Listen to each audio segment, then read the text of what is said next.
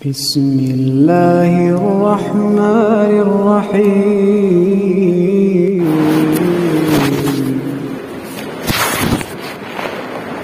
اعوذ باللہ من الشیطان الرجیم بسم اللہ الرحمن الرحیم الحمد للہ رب العالمین والصلاة والسلام على سید الانبیاء والمرسلین اما بعد فقد قال الله تبارك وتعالى في كتابه المبين ولا تقولوا لمن يقتل في سبيل الله اموات بل احياء ولكن لا تشعرون صدق اللہ العظیم۔ بھائیو دوستو، یہ محرم الحرام کا مہینہ ہے اور محرم الحرام کی آج 10ویں تاریخ ہے، عاشورہ محرم ہے۔ محرم الحرام کا مہینہ نہایت ہی محترم، معزز اور مکرم مہینہ ہے۔ یہ مہینہ نبی کریم صلی اللہ علیہ وسلم کے دور اور زمانے سے ہی مسلمانوں میں محترم اور باعزت رہا ہے۔ محرم کی 10ویں تاریخ ہی تھی جس میں حضرت امام حسین رضی اللہ تعالیٰ عنہ کی شہادت کا موقع پیش آیا۔ دراصل بتانا مقصود یہ ہے کہ اللہ کے راستے میں شہادت کا حاصل کرنا، اللہ کے راستے میں اپنی جان کا دے دینا، یہ بہت بڑی چیز ہے، یہ بہت بڑی دولت ہے۔ شہادت کا موقع ایسا موقع نہیں ہے کہ جس کے اندر ماتم کیا جائے، سینہ کوبی کی جائے، اپنے آپ کو پیٹا جائے، اپنے آپ کو مارا جائے، غم کو منایا جائے، بلکہ ایک مومن کی، ایک مسلمان کی آخری تمنا، آخری خواہش یہ ہوتی ہے کہ وہ اللہ کے راستے میں اپنی جان کو بھی قربان کر دے۔ نہ صرف یہ کہ نبی کریم صلی اللہ علیہ وسلم نے شہادت کی تمنا کی ہے، بلکہ ہر صحابی رسول صلی اللہ علیہ وسلم جن کی تربیت نبی کریم صلی اللہ علیہ وسلم نے فرمائی تھی، ان کی یہ تمنا ہوتی تھی کہ اللہ کے راستے میں شہید ہو جائیں، اللہ کے راستے میں اپنی جان کو دے دیں۔ حضرت رسول اللہ صلی اللہ علیہ وسلم اللہ عز و جل سے دعا کیا کرتے تھے، اللہم انی اسألک شہادتا فی سبیلک، اے اللہ میں تیرے راستے میں اپنی شہادت کا مطالبہ کرتا ہوں، میری جان تیری راہ میں قربان ہو جائے، میں یہ تمنا کرتا ہوں، میری یہ خواہش ہے۔ اسی طریقے سے نبی کریم صلی اللہ علیہ وسلم نے ایک حدیث مبارک کے اندر فرمایا کہ میری تمنا یہ ہے کہ ان اقتل فی سبیل اللہ، کہ مجھے اللہ کے راستے میں قتل کر دیا جائے۔ پھر نبی کریم صلی اللہ علیہ وسلم نے فرمایا کہ ثم احیا ثم اقتل،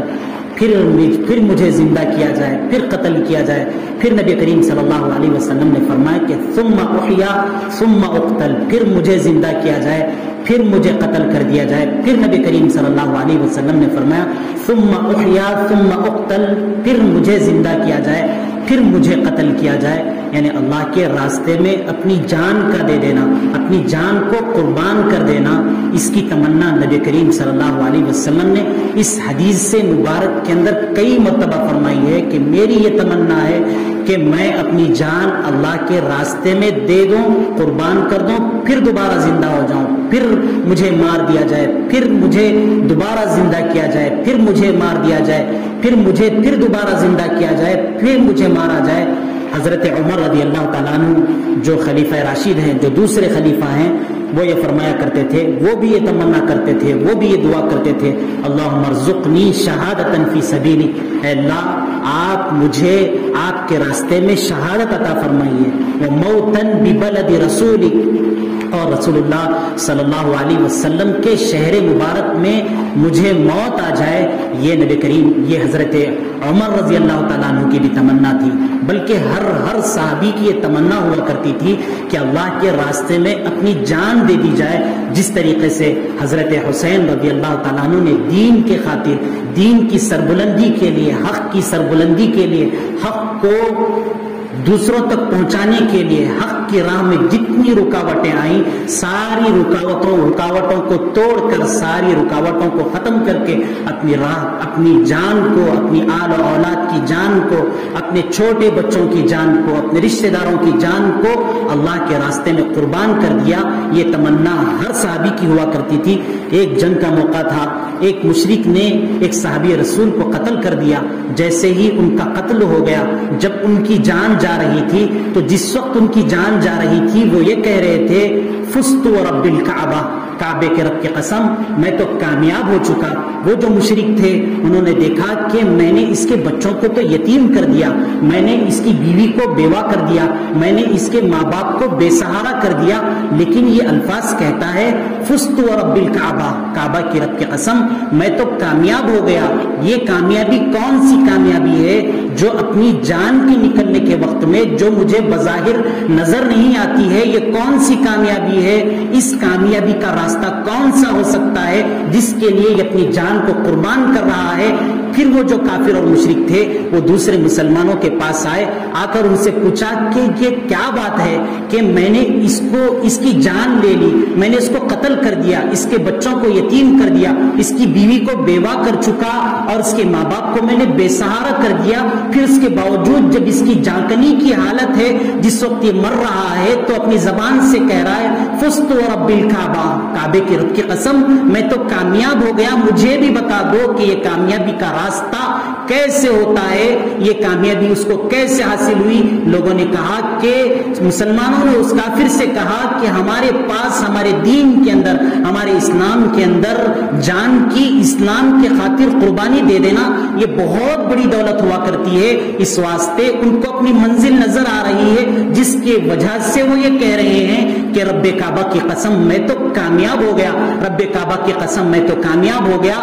تو جو نبی کریم صلی اللہ علیہ وسلم کا دشمن تھا، وہ دشمنوں کے سپاہیوں کے ساتھ آیا ہوا تھا، وہ نبی کریم صلی اللہ علیہ وسلم کا دوست بن گیا، وہ آپ صلی اللہ علیہ وسلم کا سپاہی بن گیا، اور وہ خود اس نے بھی اسلام کے خاطر فوراً کلمہ لا الہ الا اللہ پڑھ لیا اور اپنی جان کی قربانی دے دی۔ حضرت خالد بن ولید رضی اللہ تعالیٰ عنہ ہیں، بڑے صحابی رسول ہیں، ان کو جب کفار سے مقابلہ ہوا کرتا تھا تو وہ کفار سے کہا کرتے تھے، وہ مشرکین سے کہا کرتے تھے جتنی تم کو شراب محبوب ہوتی ہے ہمیں اتنی ہی محبوب اللہ کے راستے میں اپنی جان کو دے دینا ہوا کرتا ہے۔ تو بھائیو اور دوستو، جو اللہ کے راستے میں قتل ہوتے ہیں، جو اللہ کے راستے میں شہید ہوتے ہیں، وہ مردہ نہیں ہوتے ہیں، وہ زندہ ہوتے ہیں، جس کی حقیقت کو اللہ عز و جل نے قرآن کریم کے اندر بیان فرمایا، وَلَا تَقُولُوا لِمَنْ يُقْتَلُ فِي سَبِيلِ اللَّهِ أَمْوَاتٌ، کہ اللہ کے راستے میں جو قتل ہو جاتے ہیں، اللہ کہہ رہے ہیں کہ تمہیں اجازت نہیں ہے کہ تم ان کو مردہ کہو، بل احیاء، بلکہ یہ لوگ تو زندہ ہیں، بلکہ یہ لوگ تو زندہ ہیں، ولیکن لا تشعرون، لیکن ان کی زندگی کو تم اپنی دنیا کی آنکھوں سے محسوس نہیں کر سکتے، تم دنیا کے اپنے وجود کے ذریعے سے جو ان کو حقیقی حیات ملی ہوئی ہے، ان کو حقیقی زندگی جو اللہ نے مرنے کے بعد عطا کی ہے، شہادت کا جو درجہ دیا ہے، یہ شہادت کی زندگی کو محسوس کرنا یہ کسی کی بس کی بات نہیں ہے۔ تو بھائی اور دوستو، حضرت حسین رضی اللہ تعالیٰ عنہ نے دین کے خاطر، اسلام کے خاطر اپنی قربانی دے دی، اپنی جان کی قربانی دے دی، اپنے آل اولاد کی قربانی دے دی، اپنے چھوٹے چھوٹے بچوں کی قربانی دے دی، سب کی قربانی دے دی۔ حضرت حسین رضی اللہ تعالیٰ عنہ زندہ ہیں، اور زندہ شخص کا ماتم نہیں کیا جاتا ہے، زندہ شخص کا نوحہ نہیں کیا جاتا ہے۔ اسی کو کسی شاعر نے کہا ہے، روتے ہیں جو منکر ہیں حیات شہداء کے، روتے ہیں جو منکر ہیں حیات شہداء کے، ہم زندہ جاوید کا ماتم نہیں کرتے۔ کسی نے کہا ہے حسین زندہ ہیں جنت میں آرام کرتے ہیں، حسین زندہ ہیں جنت میں آرام کرتے ہیں، حسد ہے ان کو جو شور و شی کرتے ہیں۔ تو بھائی اور دوستو، اسلام میں نوحہ نہیں ہے، اسلام میں اپنے سینے کو پیٹنا، اپنا غم منانا، یہ ساری چیزیں نہیں ہے۔ اگر حضرت حسین رضی اللہ تعالیٰ عنہ کے شہادت کے موقع سے ضرور محرم کا مہینہ ہے، محرم کے مہینے میں رسول اللہ صلی اللہ علیہ وسلم نے یہ تعلیم دی ہے کہ محرم کی 10ویں یا 11ویں یا 9ویں یا 10ویں کو ملا کر روزہ رکھا جائے، اپنے اہل و عیال پر وسعت کی جائے، اہل بیت کے ساتھ بے انتہا محبت کی جائے۔ نبی کریم صلی اللہ علیہ وسلم نے حضرت حسین حضرت حسین کے بے انتہا فضائل بیان کیے ہیں. آپ صلی اللہ علیہ وسلم نے اپنے حیات مبارکہ میں ان کی بے انتہا، آپ صلی اللہ علیہ وسلم بذات خود اپنے نواسوں کا احترام کیا کرتے تھے. ان کے احترام کی تعلیم خود نبی کریم صلی اللہ علیہ وسلم نے دی ہے کہ نبی کریم صلی اللہ علیہ وسلم نے ایک حدیث کے اندر فرمایا الحسن والحسین سیدا شباب اہل الجنہ، کہ حضرت حسن اور حسین تو جنت کے نوجوانوں کے سردار ہیں. جتنے نوجوان ہوں گے سارے نوجوانوں کے سردار حضرت حسن اور حضرت حسین ہوں گے. ایک دفعہ نبی کریم صلی اللہ علیہ وسلم نے اپنے نواسوں کی فضیلت کو بیان کرتے ہوئے فرمایا ہما ریحانتی الجنہ، کہ میرے دونوں نواسے جنت کے پھول ہیں، یہ دنیا کے اندر جنت کے پھول ہیں. یہ نبی کریم صلی اللہ علیہ وسلم نے فرمایا. نبی کریم صلی اللہ علیہ وسلم اپنے دونوں نواسوں سے بے انتہا محبت کرتے تھے، بلکہ بعد میں بھی دیگر صحابہ بھی ان سے بے انتہا محبت کرتے تھے. نبی کریم صلی اللہ علیہ وسلم ایک دفعہ جمعہ کے دن خطبہ دے رہے تھے، ممبر پر تشریف فرما تھے،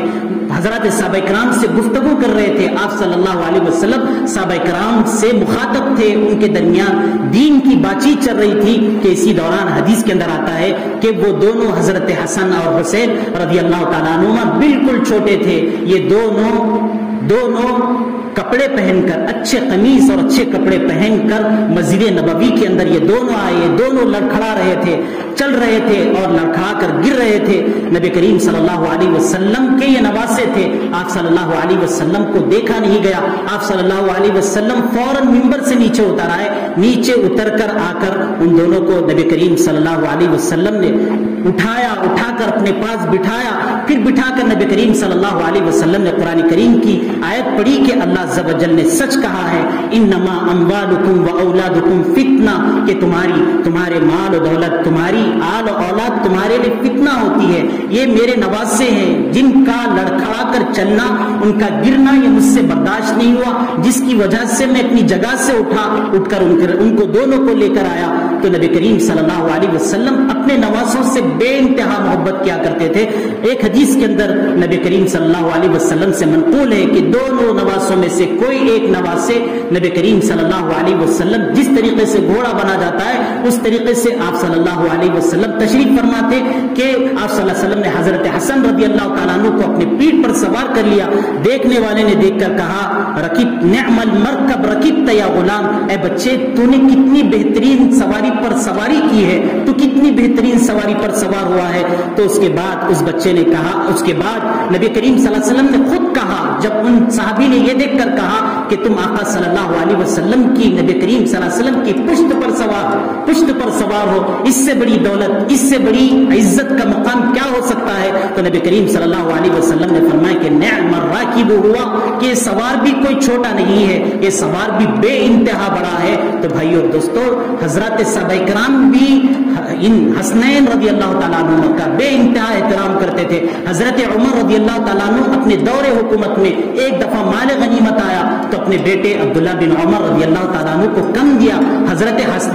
حسنین رضی اللہ تعالیٰ عنہ کو بڑھ کر دیا. تو حضرت عبداللہ بن عمر رضی اللہ تعالیٰ عنہ نے کہا کہ میں غزوہ بدر کے اندر شریک ہوا تھا، آپ نے ان دونوں کو فضیلت دی. تو حضرت عمر رضی اللہ تعالیٰ عنہ نے فرمایا کہ تم یہ نہیں دیکھتے کہ ان کے نانا کون ہیں، یہ کس خاندان سے تعلق رکھتے ہیں، تمہارے باپ عمر کی ان کے مقابلے میں کیا حیثیت ہے. میں نے نبی کریم صلی اللہ علیہ وسلم کی قرابت کی وجہ سے، رشتہ داری کی وجہ سے میں نے ان کو مقام دیا ہے. تو بھائیو اور دوستو، حضرات حسنین اہل بیت اطہار ہمارے آنکھوں کا سرما ہے، ہماری زندگی کا مایہ ہے، ہماری زندگی کا سرمایہ ہے. لیکن بھائیو اور دوستو، ماتم کرنا، نوحہ کرنا، یہ کسی شہید کے لیے، کسی اللہ کے راستے میں اپنی جان کے دینے والے کے لیے یہ بالکل درست نہیں ہے. اگر اسلام کے اندر یہ روایتیں چل پڑے کہ ہر مرنے والے شخص کے لیے، ہر اللہ کے راستے میں شہید ہونے والے شخص کے لیے ماتم کیا جائے، نوحہ کیا جائے، رویا جائے، تو پھر اسلام کی تاریخ شہیدوں سے اتنی بھری پڑی ہوئی ہے، جتنی قربانیاں مسلمانوں نے اسلام کو زندہ کرنے کے لیے دی ہیں، جتنی قربانیاں مسلمان اسلام کے خاطر دیتے آئے ہیں، تاریخ میں اتنی قربانیاں نہیں مل سکتی ہے. اگر نوحہ اور ماتم کرنا اگر اگر درست ہو جائے تو پھر کس کا ماتم کریں گے؟ 12 ربیع الاول کو آقا صلی اللہ علیہ وسلم، نبی کریم صلی اللہ علیہ وسلم سید للعالمین، رحمت للعالمین کا اس دنیا سے وصال ہوا ہے، کیا ان کا ماتم کریں گے؟ اسی طریقے سے 12 ذی الحجہ کو حضرت عثمان رضی اللہ تعالیٰ عنہ داماد رسول تیسرے خلیفہ، ان کی شہادت ہوئی ہے، دردناک شہادت ہوئی ہے، بے انتہا دردناک شہادت کے قرآن پڑھ رہے تھے، جس قرآن کو انہوں نے مسلمانوں کے لیے جمع کیا تھا ان کا خون اسی قرآن پر پڑا تھا، اور اس وقت کے لوگوں نے ان کے اوپر پانی کو بند کر دیا تھا، اسی کنویں کو بند کر دیا تھا جس کنویں کو خرید کر حضرت عثمان رضی اللہ تعالیٰ عنہ نے مدینہ کے لوگوں کے لیے یہودیوں سے خرید کر، مدینہ کے لوگوں کے پاس پانی نہیں تھا، مدینہ کے یہود پانی کے لیے قیمت زیادہ وصول کرتے تھے، حضرت عثمان رضی اللہ تعالیٰ عنہ کا انہوں نے قتل کر دیا تھا،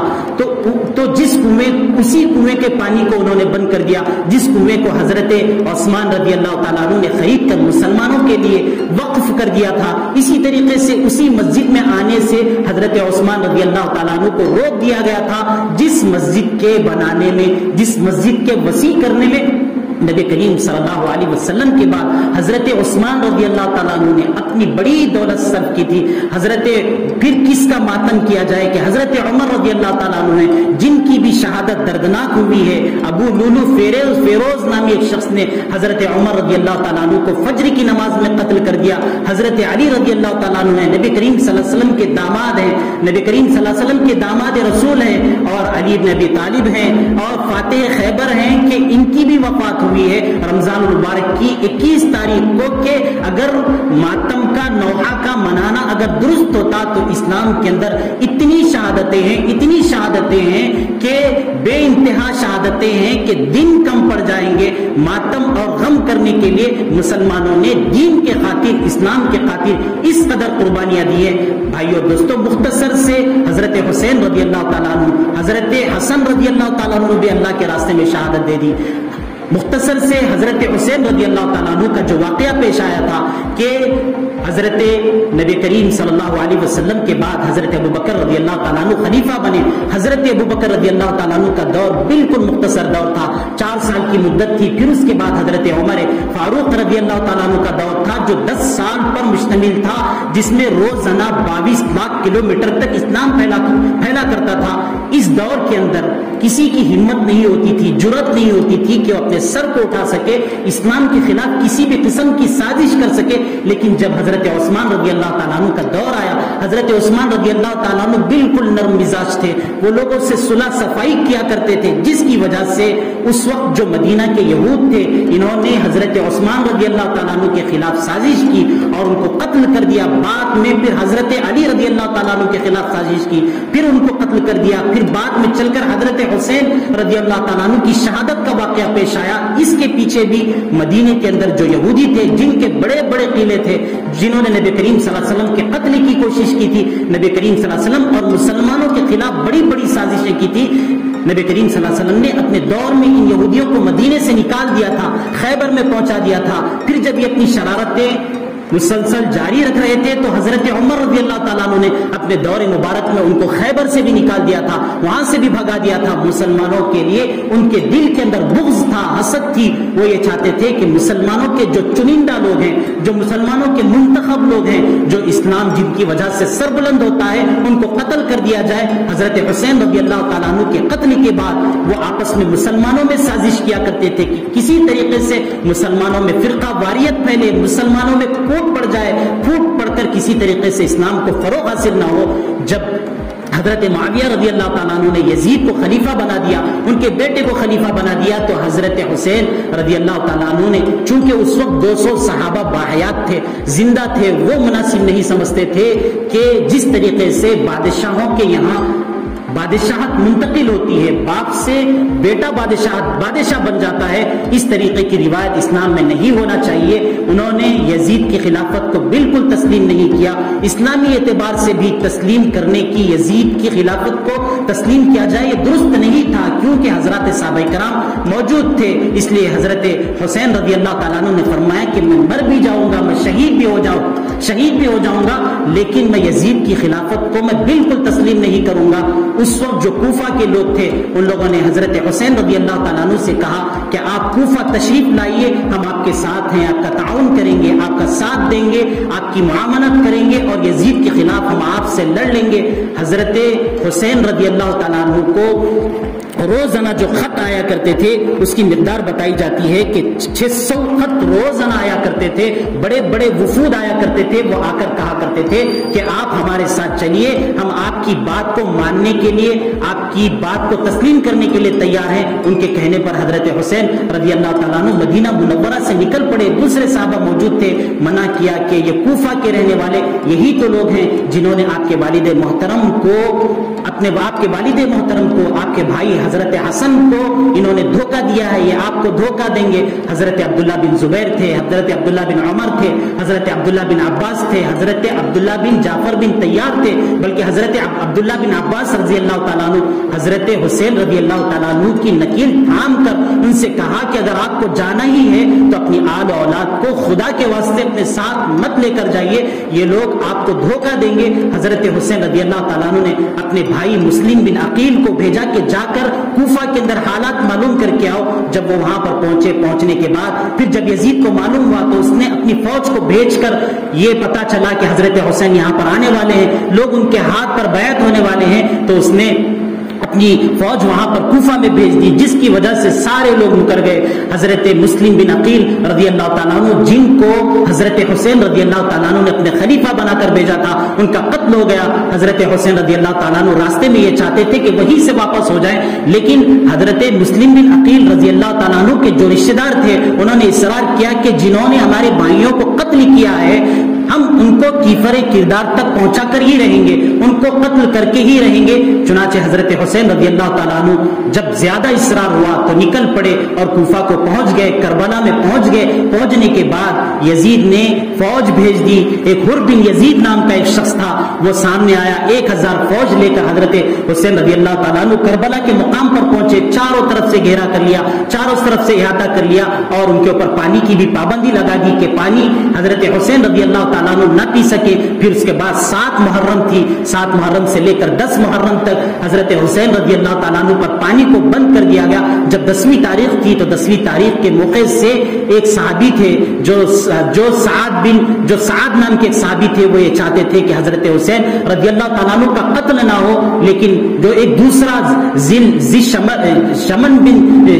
شمر نام کا ایک شخص تھا وہ یہ چاہتا تھا کہ حضرت حسین رضی اللہ تعالیٰ عنہ کو قتل کر دیا جائے۔ حضرت حسین رضی اللہ تعالیٰ عنہ نے اولاً اپنی آل و اولاد کو سب کو پیش کیا، ایک ایک چھوٹے سے لے کر بڑے جتنے تھے سارے کے سارے قتل ہو گئے۔ پھر اس کے بعد حضرت مسلم بن عقیل کے جو بھائی تھے جنہوں نے اصرار کیا تھا کہ حضرت حسین رضی اللہ تعالیٰ عنہ کربلا کو آئیں، کوفہ کو آئیں اور آ کر وہاں پر ان کا مقابلہ کریں جنہوں نے مسلم بن عقیل کو قتل کیا ہے، تو وہ لوگ بھی بڑے سارے کے سارے قتل ہو گئے۔ پھر اس کے بعد حضرت حسین رضی اللہ تعالیٰ عنہ آگے بڑھے ہیں، آگے بڑھ کر ان کا مقابلہ کیا ہے۔ سب تو مسلمان تھے لیکن چاہتا کوئی نہیں تھا کہ حضرت حسین رضی اللہ تعالیٰ عنہ کو اپنے ہاتھ سے قتل کرے،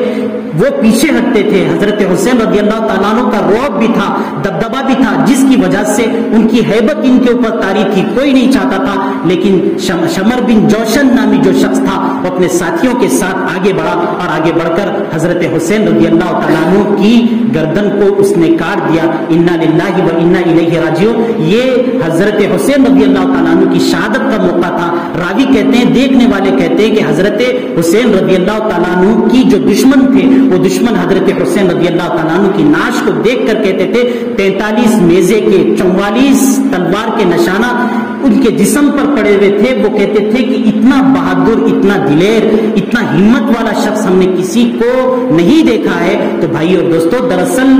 شہادت حسین کے ذریعے سے یہ بتلانا مقصود ہے کہ اللہ کے راستے میں مسلمانوں نے اپنی بے انتہا قربانیاں دی ہیں، نہ صرف یہ کہ اپنی جان کی قربانی دی ہے، اپنی مال کی قربانی دی ہے، اپنے چھوٹے چھوٹے بچوں کو قربان کر دیا ہے، اپنی آل اولاد کو قربان کر دیا ہے، اپنی عورتوں کو قربان کر دیا ہے، اپنے بچوں کو قربان کر دیا ہے، اپنے رشتہ داروں کو قربان کر دیا ہے۔ لیکن